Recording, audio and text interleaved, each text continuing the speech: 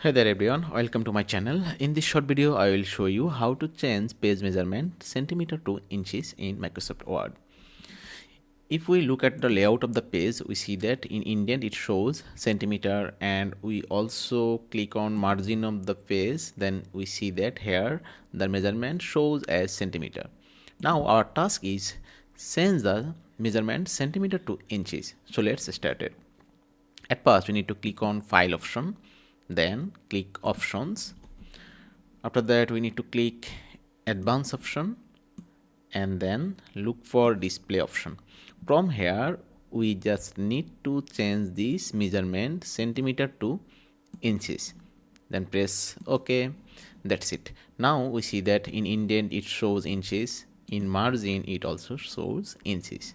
Here is the process to change the measurement from centimeter to inches. Thank you.